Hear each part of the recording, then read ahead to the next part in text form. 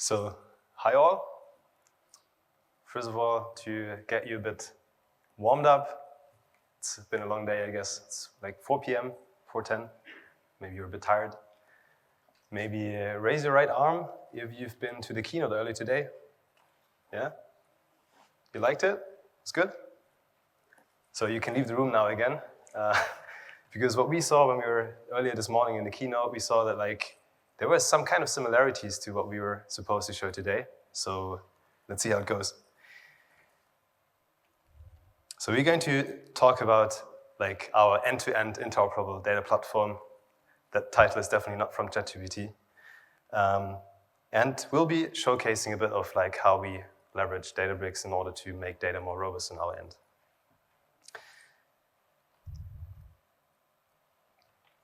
Before we introduce ourselves, a quick kickoff. So one really cool invention of modern supply chain and trade are container ships, I guess. I'm not a ship person myself, but I think container ships in general are cool. They bring you stuff, they can do that quite reliably, quite cheap, and they can go from basically any harbor in the world to any other harbor. So they're quite neuralgic for global supply chain and trade. Yet another cool invention, canals. It's gonna be a bit more interesting than that, but canals are cool because they connect 2 points, usually. They are kind of a shortcut. So they can bring down your round-trip time for container vessels and ships quite tremendously. Combining them two, iconic duo. So let's imagine there is a canal in northern Africa. Let's say this canal passes through Egypt, between the Sinai Peninsula and the rest of Egypt. Maybe some of you remember, maybe some of you can already tell where this goes. Let's say there is a very large container vessel passing through, one of 60 actually. There are usually roughly 60 ships passing each day. And let's imagine there is the ship, it's catching wind.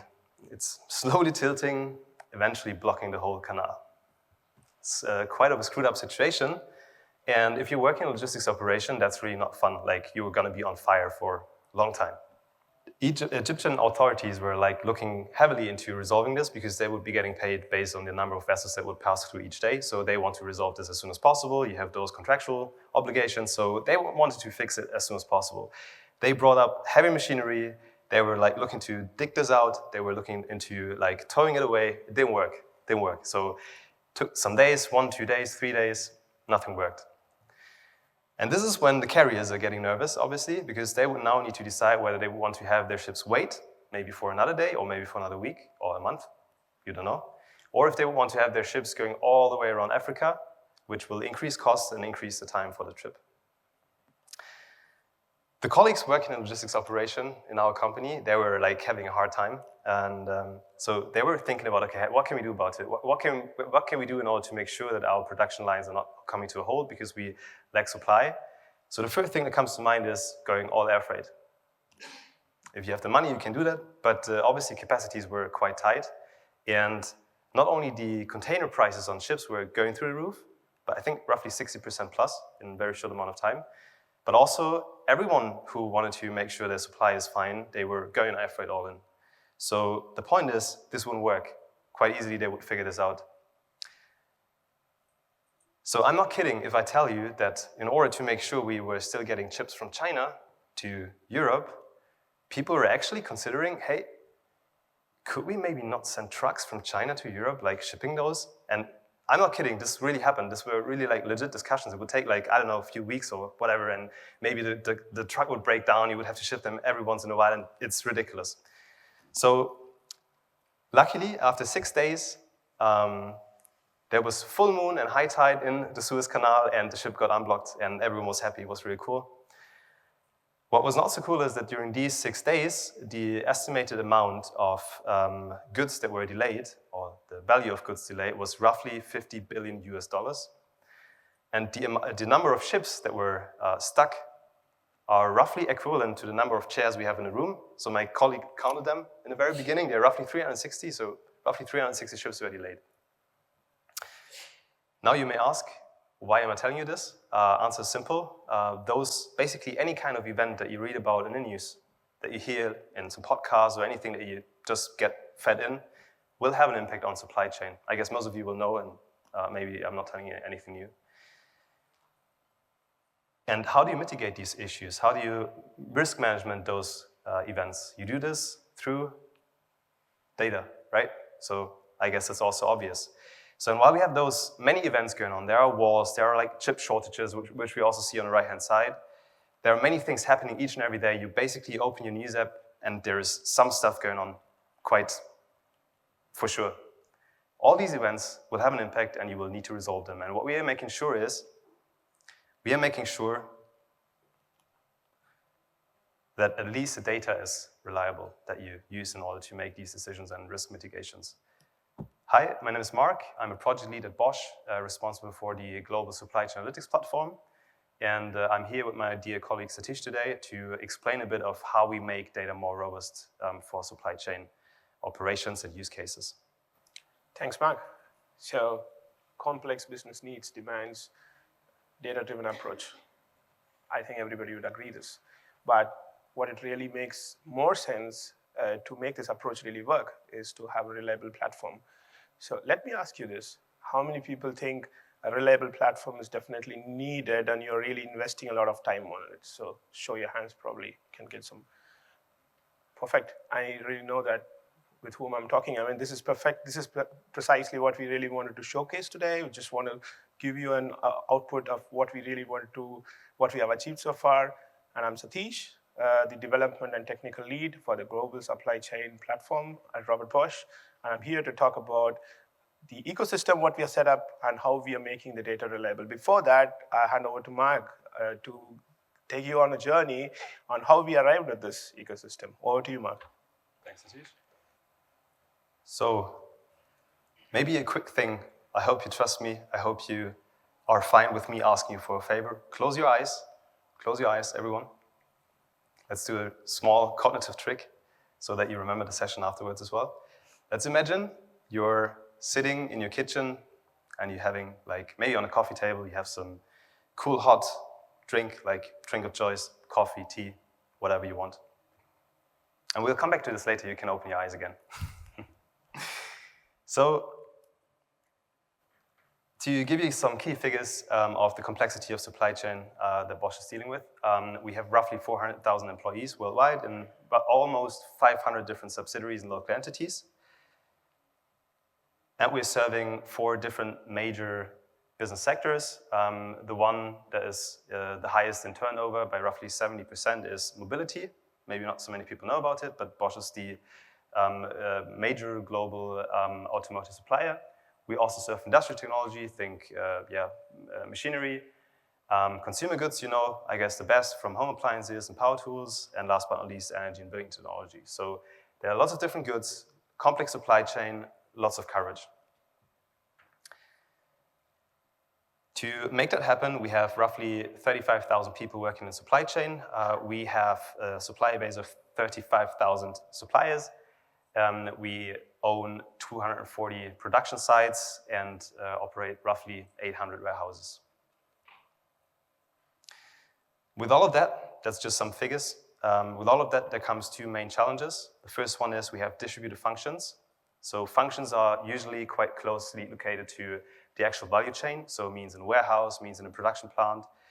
And secondly, distributed data, which means that data is not just scattered all over the place. You have like those Oracle virtual machines or those databases in some plant, which you may not even know about. You have like different systems that come into play to make supply chain operations smooth. Like 10 years ago, there were some smart people that thought, okay, let's look into fixing that, partially at least. So the idea was, let's move all our data to a so-called data lake. I'm not lying, like 98% of data is tabular, so we're heavily relying on SAP. And the point here is that this would help a lot in solving those 2 challenges. So data was co-located, you could easily query the data, you would have some kind of single point of data or information. Just it turned out quite early on that this wouldn't help to answer all the business questions, because data still is hard to understand. Just dumping raw data into a lake, like data swamp is a term that is frequently used, wouldn't help. you would need to figure out, okay, how does this data work? What's the relationships? How to use it? And secondly, the workloads are still quite heterogeneous. So we have workloads that are quite operational, where we basically compute stuff each and every hour. We have stuff that is just executed once a week, like computing the coverage for our supply chains and so on. So this wouldn't quite well work on an on-premise infrastructure. So we've had a lake, and we started to build a house on top of it. So what did we build? A clear lakehouse based on Databricks platform. We did the ETL, fetch the data from the data lake, moved it into the Databricks. I think it's more or less a clear reference architecture we used, and it could be more familiar to all the ones who are using Databricks as a medallion architecture and so on and so forth. But what makes it really interesting is we use dbt for the data transformation. That makes it the cornerstone of the data transformation. And what exactly made us use dbt? Historically, we were using dbt for the Azure Data Warehouse, one of the Azure Data Warehouse platform. And when we thought about migrating to Databricks, we found it really fascinating. We brought it with us, and we started to use this. And what dbt actually does, it directly integrates with Databricks. And Databricks, if you have a workflow or something like that, we can directly integrate dbt without having to create any kind of new ecosystem for it. And it makes the migration also seamless. And it actually made our journey at the data transformation platform agnostic. And this is more or less what we achieved in getting the lakehouse in place.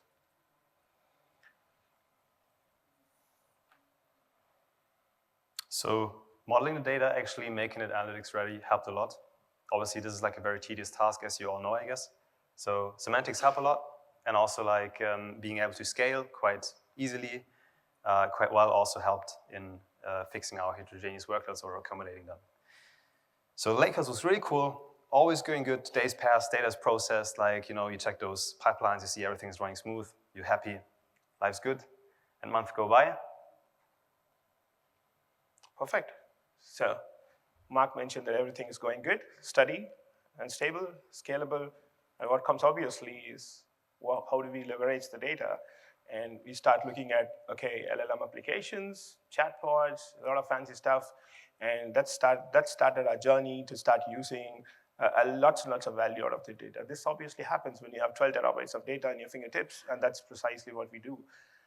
But Mark, what do you think? What did the management really think about it, and how did they read it?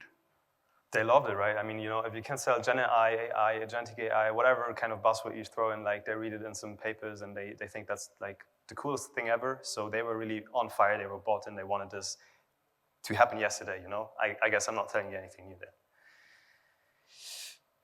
Yeah.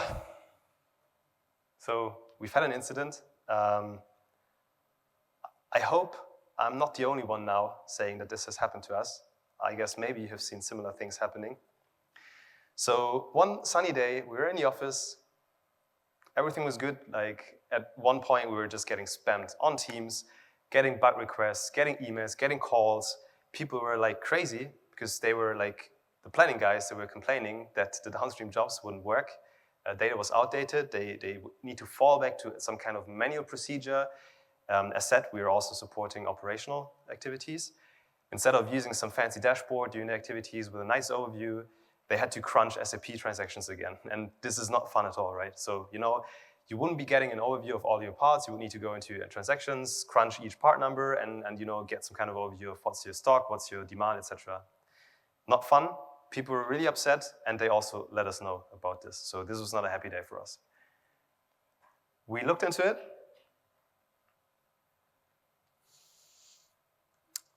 Unexpected schema change from production in our data mart.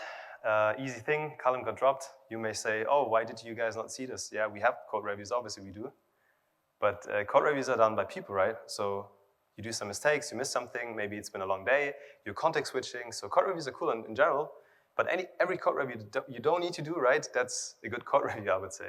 Hope you agree, partially at least.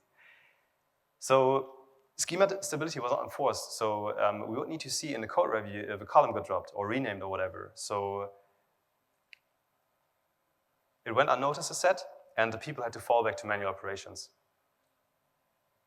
And as said, this was like a pivotal point for us. Right. So this gave us a clear indication that something is really not the way we had to think about. So we had to step back and start thinking about what do we do now. It's like shift left and start reflecting on what we have done. It's really good, really interesting, really fancy to have a lot of applications, but the most important thing is data. Your insights is as good as how reliable your data is. It comes from how fresh is your data and how correct the data is, and so on and so forth, starting from the source to the consumption. So as you can see, we can reach the wisdom, but when the data itself is really not taken care of, that then comes to a big question mark. This is what made us think about use of model contracts. So I think a lot of people would agree. They do a lot of testing and verify the information and so on and so forth, but I don't think a lot of people enforce it. And because the cost of enforcing the data quality and the model contracts is pretty high, and the efforts needed is pretty complicated. But if we don't do this, we really cannot reach the point, and that's when we thought we definitely need a model contract to achieve this, and to go on from there, we need to look into it. So before I go to the next point, how many of you use DBT for data transformation in this room? Few of them. For the folks who are not aware of DBT, DBT it lets you write SQL, Python-based data transformation models. It also enforces data validation. I would call it a data transformation as a code, and it enforces data validation on that. And then we can also make sure that the automatic lineages are generated out of it. So, like I mentioned in the previous one of the previous slides, DBT directly integrates with Databricks, and if you really wanted to get started, we can start up, data transformation with DBT on a small Postgres or something like that. And when we really know we wanted to use it on Databricks, we can just directly port it. Of course, there is a small level of migration which needs to happen, but most of the heavy lifting can be done without major issue.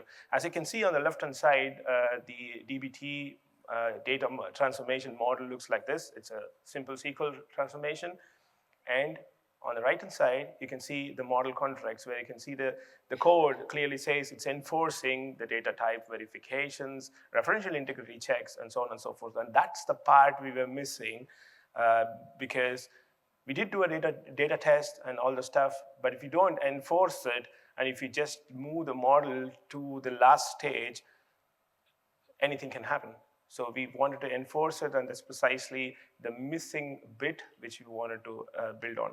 And what it really means to build is not that easy, because you're talking about an environment with 12 terabytes of data, more than 1,300 data models, and the developers need to adopt. They need to annotate their work, and they're really, as you all know, every developer have their own way of writing, so standardization is a challenge, and we need to have a common standard and common design patterns and so on and so forth. Constraints verification needs to happen, and everything needs to happen on a manually, it needs to be manually done, which needs... Whoa. Satish, quick question. Like, this is not planned. We don't have it in timeline, right? So Absolutely. There is no capacity, there is no time, and I can promise you the stakeholders won't be really amused if we now come and say, okay, we need to make your data more robust, more stable, so let's spend another 3 months not delivering anything that's on the roadmap, not delivering anything that we committed on.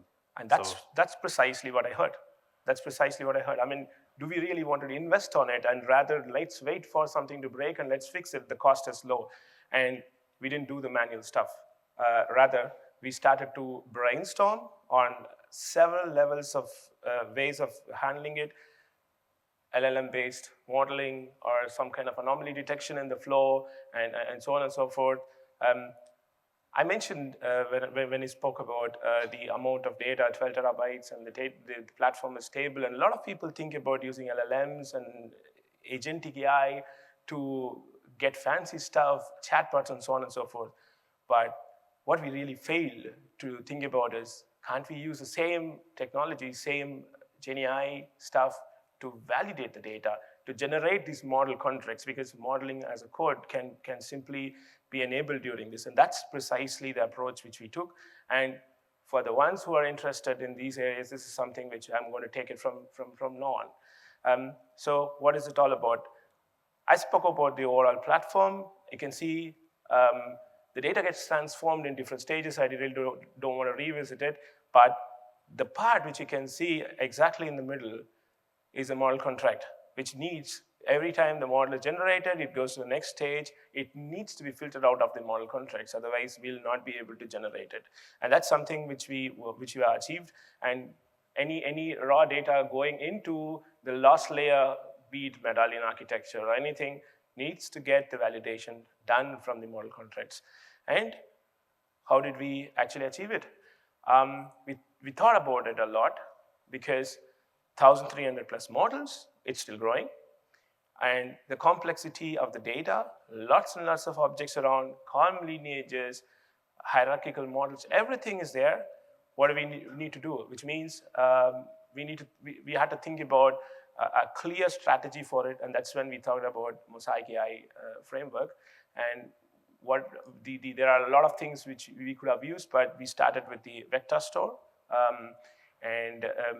How many of you use Mosaic AI framework? Just that I know.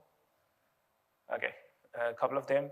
Basically, the Mosaic AI framework actually offers you the vector search index directly sitting on the delta tables, which means you really don't have to think about bringing in a specialized vector store for this purpose. Rather, we can actually leverage the existing Mosaic AI framework to build your vector store. I've been hearing a lot about, since a couple of weeks, that the Mosaic AI framework itself or the vector store itself is going to get a lot faster. They have a lot of enhanced features, but it's something which I've not tried out, but it's quite promising what we use. For the ones who really have not been using vector store is basically the data warehouse of your GenAI applications. And we used the vector store. It generally uses the so-called HNSW, pretty complicated word, hierarchical navigable small world algorithm, to get the nearest neighbor, because we had to get the similarity searches, and we needed a vector store for this. And if we have to get the cosine similarities, we need to normalize the data, and that's precisely what we did. We did not just feed all the models directly, but we normalized the data. We fed it into this vector store, got the similarity searches done, and started processing the model contracts out of it. And this itself, this particular framework itself, was built on a Python Streamlit and directly integrated with the Databricks apps. So that's precisely what my colleague was talking about. Some of the things which was spoken about today in the keynote session was the Databricks apps. And this is something which we have been using, and it started to give me a feel that we are just seeing what we have been doing so far. Before going is, Mark has a quick view on it. Sebastian, this slide is for you. So did I get it right? We basically take our project code repository and all the context we have there, all the comments, everything. We take the Databricks metadata like convoluted lineages, schemas, everything. We feed into the LLM, and out we get a DBT model contract YAML file. Is that it? Absolutely. That's precisely the approach what we wanted to use. And just to take you through the journey of it, you can see a 7-step approach. But I'll just split it into a 2 very broad classification. One is the offline mode, where we normalize the data. Like I mentioned, we don't want to feed the data as it is. We need a proper chunking before we embed the data. And that's the offline mode, where we prepare the data in the offline. So what we need the models, we need all the best practices guides, and we need the complete metadata information to build the model contracts. Of course, in the generation phase, we had to give the proper semantics to it, and that's something which automatically happens. And in the second phase, where we talk about the retrieval information, we used more of a RAG approach. Once the offline information were completely prepared, using the RAG retrieval, every column which is built for this model goes through a process of completely navigates through the similarity searches on the vector store, and for example, if you have a table with 10 columns or something like that, when we decide if this particular column needs to be validated for not null or not, there are several factors which needs to think about. I mean, how is it used across all the models? Is it really worth having the not null verification done, and what is the impact, business impact for it if we don't do this? And this is something which we have completely vectorized. And this vectorization process automatically finds the similarities, gets to the core where it generates the model. So the developer, every developer, he creates the data transformation model, and every time he generates and he directly chooses the model, and everything happens under the hood, creates the model contract for him. And this is the approach we used, and we started to use this as an AI agent. Yeah, so basically, this doesn't have to happen manually. This is something which I was talking about. Every time we invest building it for tons of models, it's going to take a lot of time. So an agent would automatically do it. No developer has to create it, and it happens under the hood. So this is more or less how the entire things works. We really wanted to show some kind of live demo, but unfortunately, I mean, we are kind of worried about technical glitches, so we bought some screenshots, which we can probably quickly share with you guys. So, like I said, this is a Streamlit application, which we built. And this Streamlit application in the background directly connects with the vector store. It does all the processing, and also in the retrieval phase connects to one of the LLMs. And I think what I also would like to mention is for embedding itself, there are several LLM models which is in the Mosaic AI. You can make it serve and you can start using it. And when we look at the application, this is how it more or less looks. On the left-hand side, you can see the DBT models itself. There are two parts to it. You can see one is the SQL part, and the one is just clearly the name of the columns and the description, nothing more. It doesn't tell if these columns need to be verified or validated for any kind of not null constraint, referential constraints. If yes, how does it happen, and so on and so forth. It doesn't do anything like that. This is what happens in the background. So when we actually generate it, this is what you see. It automatically fetches which particular column needs to be validated for what. For example, if it's a primary key, we need to validate for some kind of uniqueness. Referential integrity has to automatically look for where exactly the child tables of the child and so on and so forth.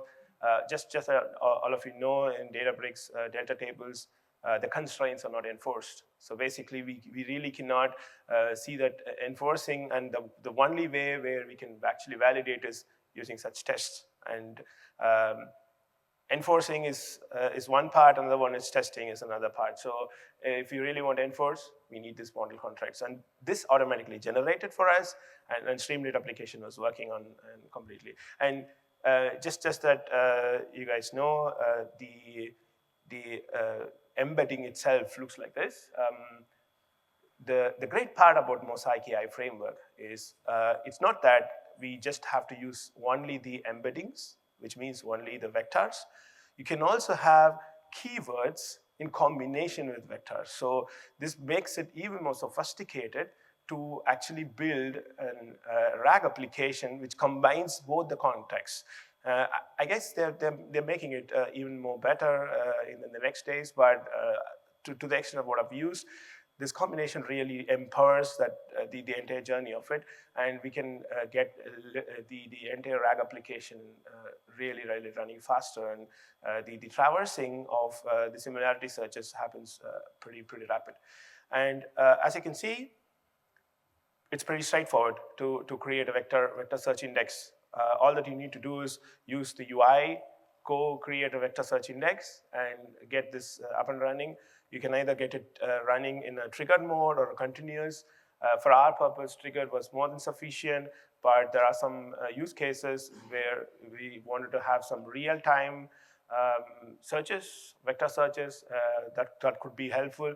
Just that it's pretty compute intensive to use continuous mode, and that's something which probably comes out of my experience, and this needs to be sized very well. This happens in a serverless mode, so basically we need to have a proper observability to see what costs. Otherwise, if there's a huge amount of data, we probably would be running out of billing. So, but Satish, would that not mean like we have additional efforts like maintaining the app, hosting it, operations? We need to have different people building the apps. Absolutely. As you can, if I go back, and it's still local host, is it? Yeah, it's local host. Yeah, so it's a Streamlit application, and which means you need an app developer. And normally, if you're having a data platform, it's intensively data engineers on board, or data scientists on board.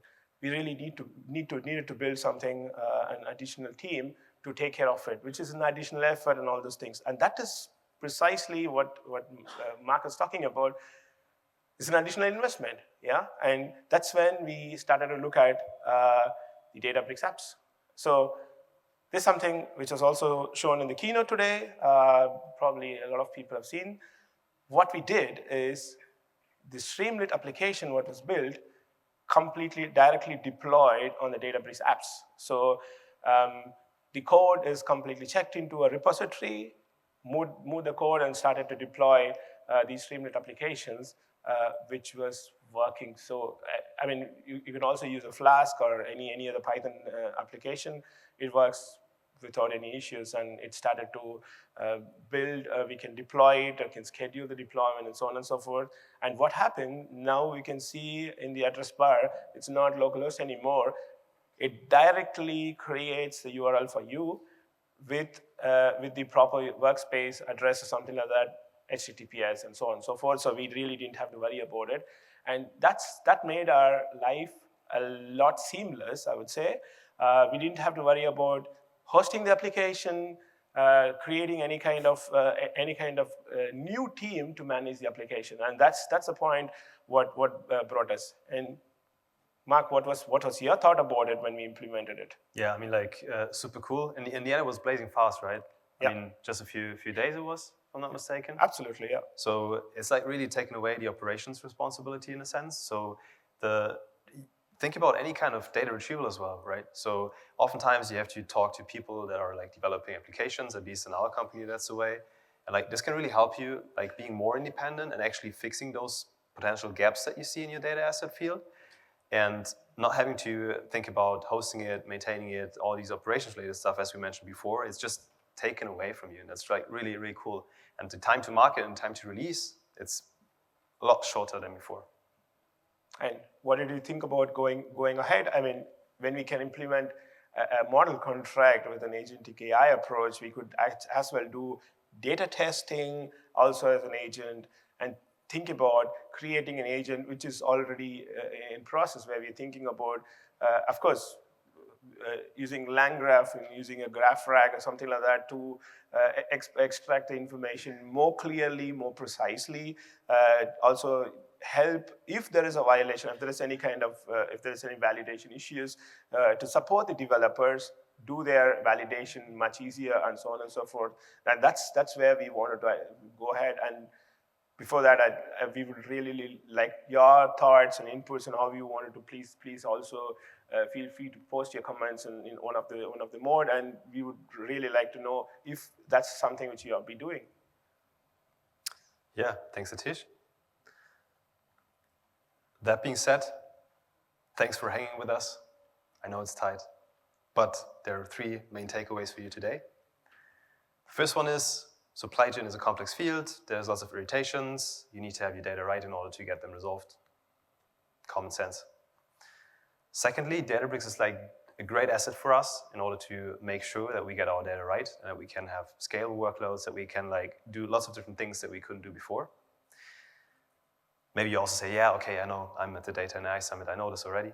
But last but not least, maybe you remember when I was asking you to close your eyes and you thought maybe that's what's wrong with this guy. He likes chips and he's asking me to think about coffee. Close your eyes again. Do me that favor. Now again, think about the coffee. Maybe when you leave the room, or maybe in a few days, or maybe if you leave the room, you will have forgotten about the talk. But I want you to remember one thing, which is if in a few 2-3 weeks from now, you're sitting at the coffee table, you have your favorite coffee, and you scroll through your news app and you read something about newly imposed tariffs or any other kind of thing that's happening, think about this talk and think about that you should make sure and you should leverage dbt, and if not dbt, at least Mosaic AI to easily launch agents and apps, deploy them, and make your life easier, not just doing those super fancy use cases, but maybe also thinking about how you can leverage them in order to increase your data reliability and robustness. Thank you. This is the end of the call, or of the talk. Would be really cool if you could complete the survey. We are always learning from feedback. And that being said, if you have any questions, feel free to step up to the microphones or catch up with us if you're more comfortable, or if you have some deeper discussions. We are really eager to hear your opinions, your use cases, and would be happy to exchange. Thank you. Thank you.